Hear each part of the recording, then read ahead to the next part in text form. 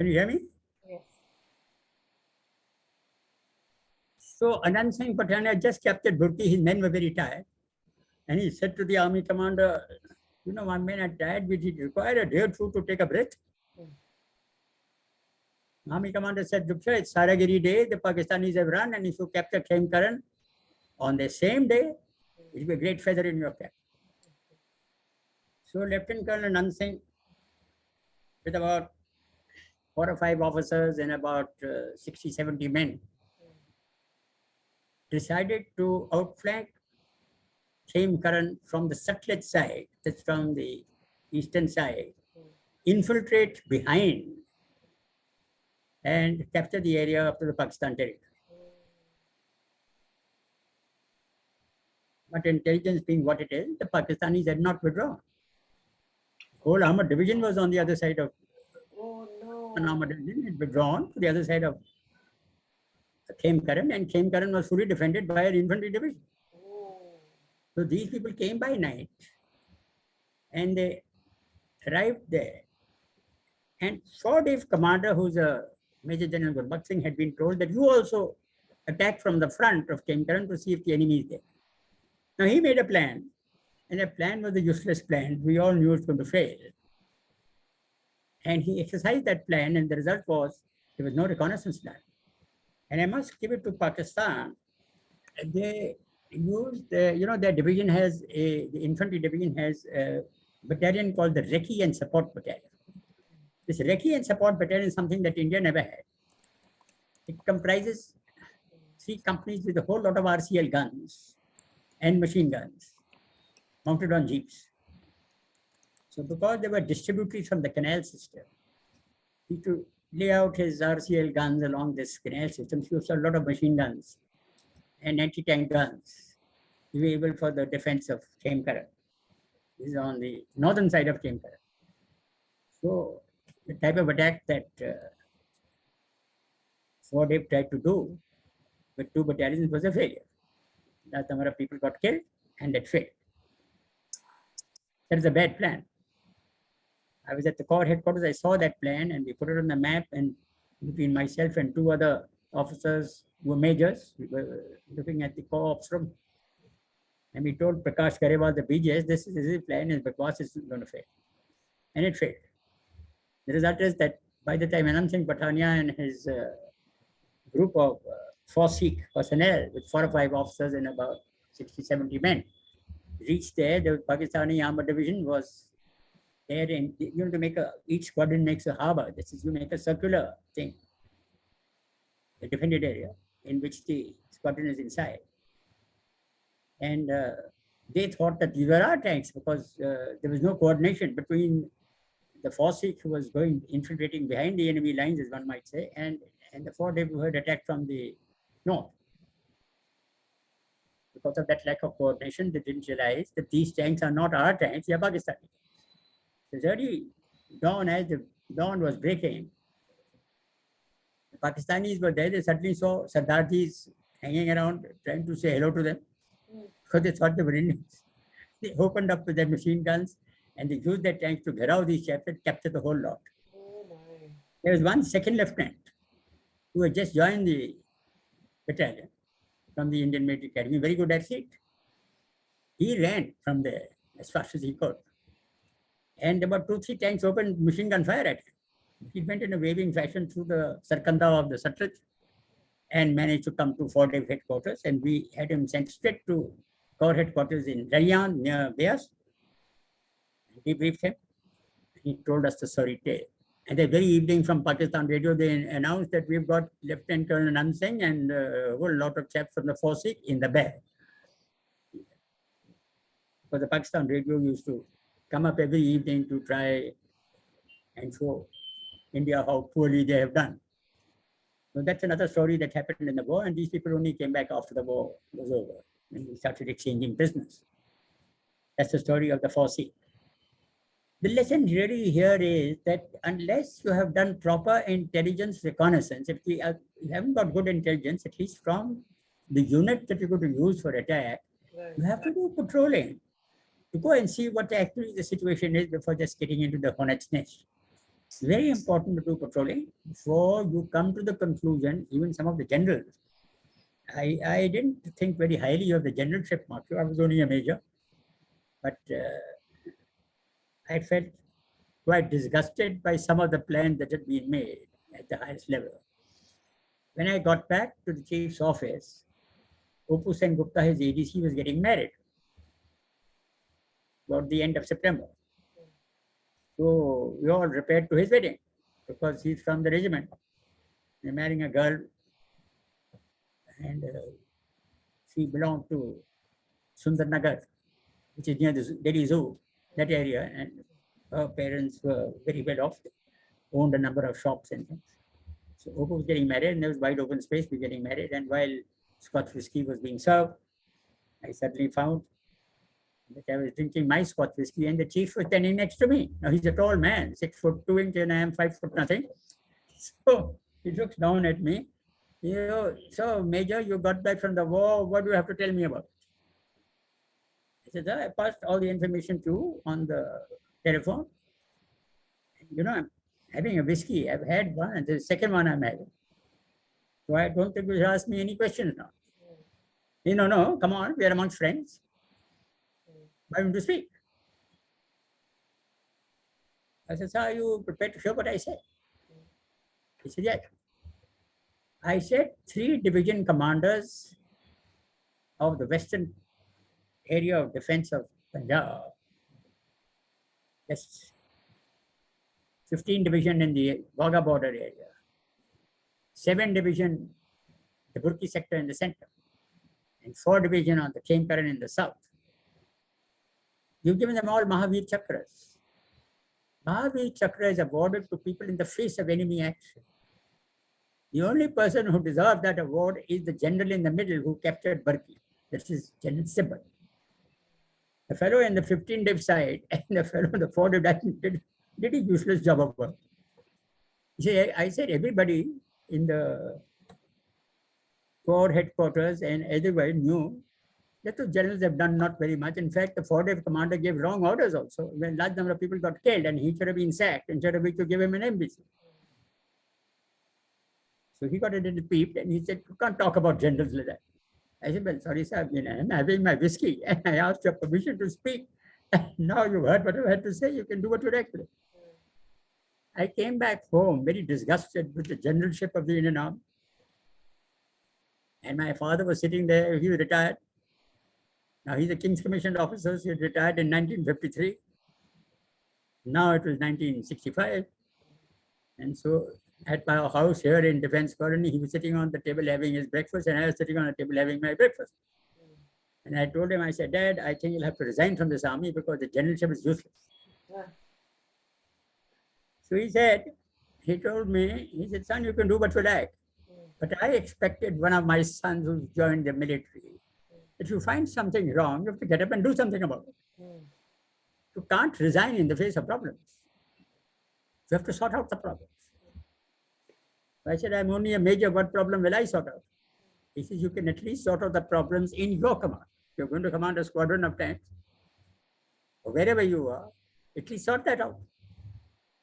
I don't want to hear negative thoughts. So I thought that is very good advice. And I decided to sort out many of the things in the army, which I think I managed to do. So these are some of the points. Now let's get back to the Tashkent Agreement. In the Tashkent Agreement, everybody went to Tashkent, which is in Central Asia. And Field Marshal Ayub Khan came. He had treated our Prime Minister Shasi with great contempt because he said, I blow away the Prime Minister in his dhoti, which he was unable to do. In fact, he was blown away by little Shastri, who was 5' nothing, with a flapping dhoti. I think Shastri is one of our very fine prime ministers during war. And funnily enough, the Congress of the Gandhis has never recognized. The 2 prime ministers of this country have done extremely well. One is Shastri and the other is Narasimha Rao. Both are non-Gandhi. And therefore, whenever you hear the propaganda of the Congress party, you don't only hear Gandhi, Gandhi, Gandhi, you never hear these 2 names. See? So I think one has to recognize that there are many people other than the Gandhis who are good leaders, and they should be given their rightful position in the press and the way we talk about them. So anyway, this Tashkent agreement was done, and Shastri had said, uh, he had done two things. One is Jai Jawan, Jai Kisan, and the other was that everybody goes back to his original position. Status quo ante are the words he used. Status quo ante. Now, just consider in 65, which is pretty long ago, the idea that if a border has been laid down, you cross the border during war, you must return and let that country have its border back. Because if you don't do that, it's constant warfare. Because people try their damnedest for many years to try and retain that position, right? So it was an interesting thought from a prime minister to say status quo ante. That means everybody goes back to its position. That was what was done, except for certain areas in Jammu and Kashmir, which I explained last time, Haji Pir Pass and the Kargil Heights to return to Pakistan so that we could get some area of some Joria back from what they had captured. Now, there in Tashkent, after this agreement was signed, the very night that it was signed, Shastri died. He died ostensibly of a heart attack. Ayub Khan of Pakistan came to know from his intelligence at about 2 o'clock at night that the Indian Prime Minister has passed away. In his pajamas, he immediately went to the Indian camp where they were located in Tashkent and offered the full support of his team and his people to do the last rites or to do anything that has to be done for the Prime Minister of India who had passed away. That is a very good gesture. We must accept the humanity of the gesture. In fact, when Shastri's dead body next morning had to be carried to the aircraft to return to India, Ayub Khan, the president of Pakistan, held a part of that stretcher himself to carry him. He had so much respect for the Indian Prime Minister who had given his life. When Shastri came back to India, and a lot of people went to see him in his last, public was, his dead body was open for viewing by the public before it was cremated. Many people said that he's been murdered, but by poisoning. Now, whether that is true or not, I think many people of the Congress party were blamed for that. But what is the truth, we do not know. Because no investigation was done, nor permitted to be done. So we just accepted whatever that this Prime Minister had died, and the reason for his death was not investigated. And he died. And after his death, Indira Gandhi became the Prime Minister. See? So that is the 65 war. I've said a few things to you here. Firstly, that once you start a war, nobody knows how it's going to end. Right. Yes. It's easy to start. It's not easy to terminate. And the answer is that a good commander, whether he's a political commander or political leader or whether he's a military commander, must look at the end of the conflict. That if the conflict starts, how do I end it? If you see the Ukraine war, we see no end to it. Because there's provocation going on from the West, and Russia is refusing to back down, and so they are capturing more and more of Ukrainian territory. That whole country has been laid waste, and large number of refugees have gone. War is not the answer for human society. The question is, why does war start? It's because the greed and lust of the leadership of those countries, political or military as they may be, who want more and more of the resources of somebody else. And these are basic human feelings. When we study our Vedanta, for instance, we are trying to make every individual control his own impulses, his incorrect impulses or her incorrect impulses. These are the five senses, and they want all sorts of things. They want to dominate others. They want money. They want sex. They want resources. They want land for their country and to hell with everybody else. Those sort of impulses have to be controlled. What happens is that technology has improved. We have got excellent technology in the world today, which we never had earlier. We've got systems like this where we are talking to each other across miles and miles with a photograph and picture and everything, and we can talk to each other. Technology and science has improved tremendously. Instead of enjoying that, the basic pulses of the human being don't change. In other words, no matter whether you go back to the Mahabharata, whether you go back to thousands of years, technology may change, your comforts may change, but the human impulses don't change. Till you try and inculcate a little more spiritualism amongst your students and amongst your children, who have to learn that there is a more to life than just fighting with each other. And I think we should start that with America, because they are the ones who are killing children every now and then. They talk of gun laws. Yes, gun laws may be whatever they are, but surely, even if you've got a gun, you don't go murdering children, innocent children in school. We got a lot of gangsters in India with guns which are unlicensed. They kill each other. They don't kill children in school. There must be something wrong in the character of that country, or in their education, or their upbringing. Many people like the Reverend Moon, whom I spoke of earlier, feel that the original sin, where people don't have respect for institutions like marriage, for instance, because if partners have to part company and mind, still must get on with each other because the children have to be looked after. So if the parents are not giving a correct example to the children of correct living and truthfulness and loyalty, then why should the children learn these things? They learn by example. So the example to children is necessary. So war teaches us that. Now we came back from here. We spent a whole year, I think, in Pakistan territory while the Tashkent Agreement, when the war finished in 1965 by the 21st of September. We eventually came back in 1966, 1 year later, by about April, May, when the Tashkent Agreement was signed and recognized and ratified by the two countries, and the various changes took place of areas that we had occupied or they had occupied. And then we started withdrawing troops. And I was in my regiment, as I said, south of Samba in Pakistan territory. The armored division there had made a huge golf course of 18 holes. We used to play golf. And so when we left that territory, it's in Pakistan territory, we had to leave that. The armored division left boss to say, with the compliments of the Indian Army, here's a nice golf course for you. Better to play golf and sports and compete there rather than go to war. This is lesson. We came back and the armored division came back to Jhansi.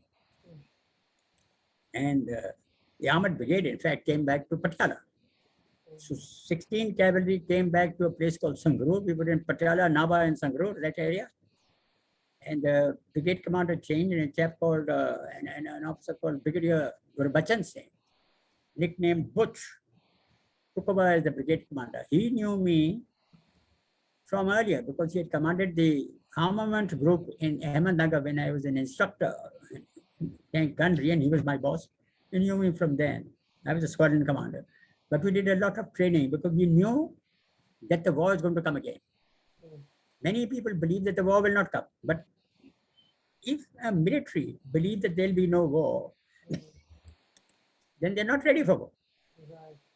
Therefore, whether war is going to come or not, it is necessary for officers and men to think that, yes, there will be war, we must keep training and must be ready.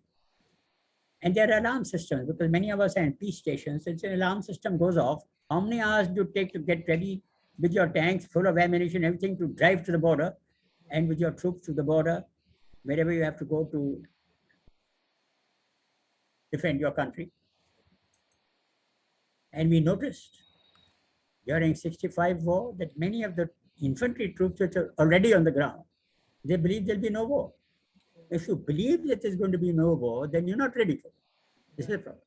More about this when I talk of the 71 war, because that also happened to come within 6 years of the 1965 war. Luckily, after 71 war, we have had no more wars with Pakistan except 99 when the Kargil war took place. Right?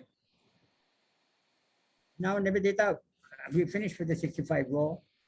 And as far as my personal career is concerned, I was a squadron commander in 16 Cavalry in Sangrur doing my training when I was told that a new regiment is being raised and you have to go over there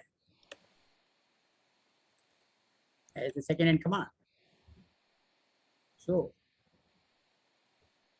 I objected because, one doesn't want to change his regiment.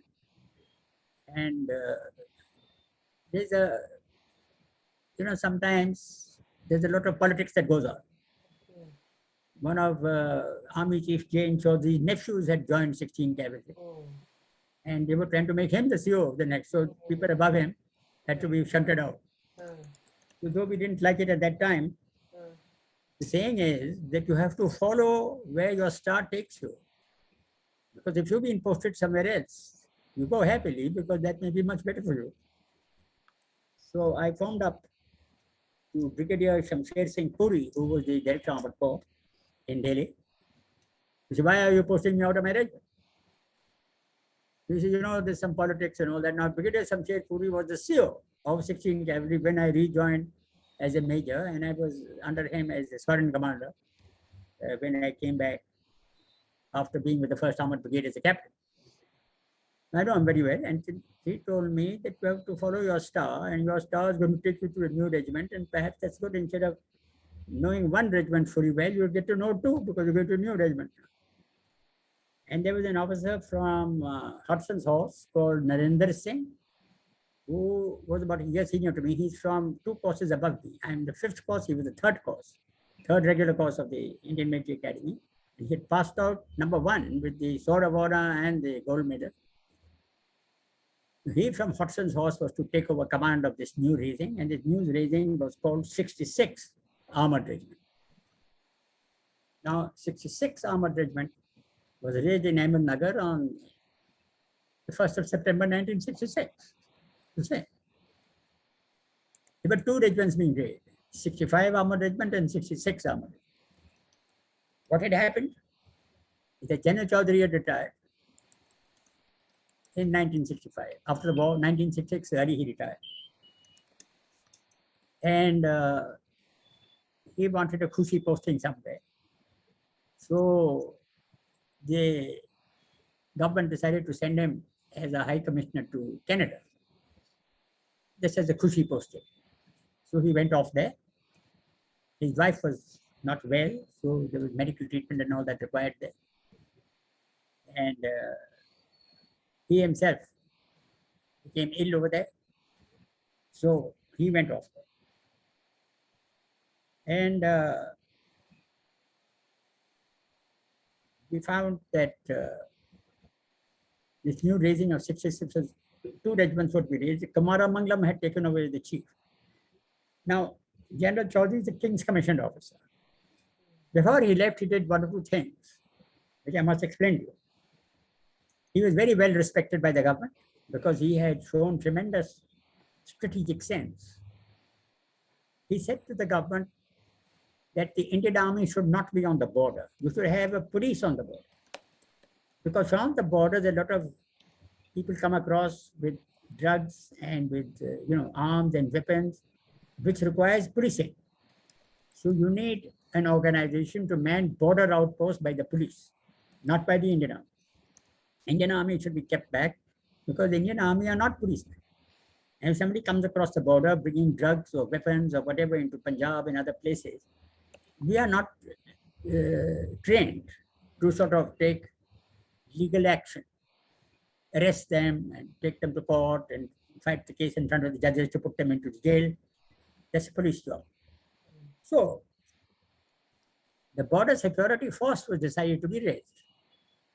Now, Government of India told General Chaudhary that, all right, since you've suggested this, we accept, you raise the border security force.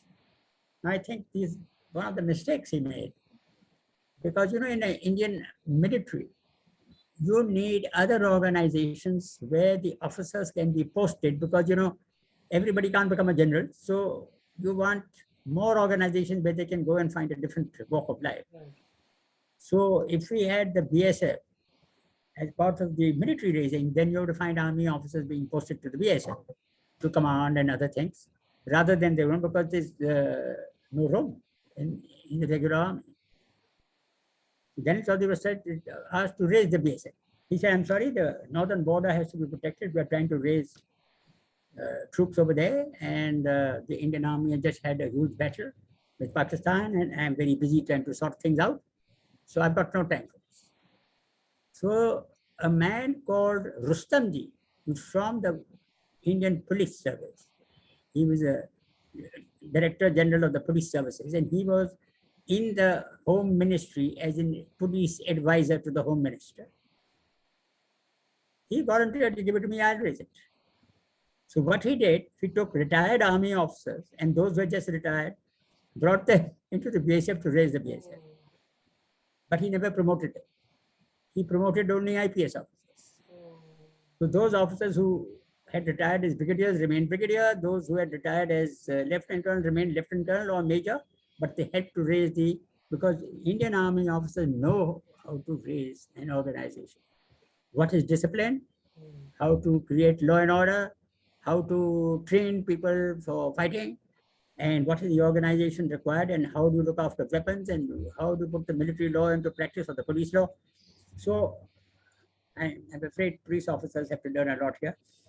And mostly retired army officers were assisting the BSF to be raised. In fact, some very good officers of the Indian Army, because our selection system is such that we had officers who won Veer Chakra and done so well and better, but they were deputy commissioned officers. We allowed them all to go. We didn't give them permanent commissions. The BSF picked them up and made them BSF officers. So the BSF was raised to do border guarding duties. You've also got the CRPF, which is a very large organization, as an armed police backup for wherever it's required to be used. Now, what is the difference between military organizations and police organizations which are armed? They are armed like the military. What happens in the police organization is that they function on company basis. That means I'll send so many companies to Rajasthan because there's a problem, or there's an election going on somewhere, and I'll send so many companies here and all that. They are not capable of functioning as battalions and brigades and divisions, which the army is. The flexibility as with the army. Now, when you talk of terrorism, the big argument as to is terrorism a police job or is it an army job? What happens with terrorism on our borders is that it is controlled by outside countries. Like China is controlling terrorism in the east, Naxalbari and all that, and in Assam and in Tripura and in various areas of Bengal and other places. These terrorists in the northeast of India are supported by the Nagaland, Mizoram, and Manipur, etc., are supported by China. Weapons, equipment, organization, everything, money, to create mayhem inside your country, to keep you weak from inside. So when you're dealing with terrorist organizations, and even in Kashmir, the terrorist organization that you deal with, or in Punjab, they are organized like military gangs, the terrorists. They're very capable. They can function like military patrols. And you need military people who can bring to bear not only a company, but a division or a brigade to surround these people and sort them out. So I do believe that you need the military for where outside nations are running terrorist organizations, very militarily organized against the country. The police is not so successful. But if you take on Naxalbari, where local people are acting funny, it's a difficult job. They've tried to get the Indian army there, we refused to do that. They said, this is a police job, you please give it to the police. So police are learning how to deal with the Naxalbari. But the Naxalbari terrorists, why are they there? Firstly, they are communist. They believe in overthrowing of the government and bringing communism into the country. That's the agenda. And who are they? They're very well developed, very highly educated leadership from North Bengal, and Naxalbari is here, the North Bengal area, from where it starts. It's all over India. And they're functioning in the jungles where the local people are being affected because they're building roads and cutting down trees and bringing, there are a lot of resources there, the coal resources and iron ore resources and so on in these jungles. And if you cut the trees, then the local people who function on the jungle area as Adivasis and tribal, they lose their jobs because you're cutting the trees down. So there's a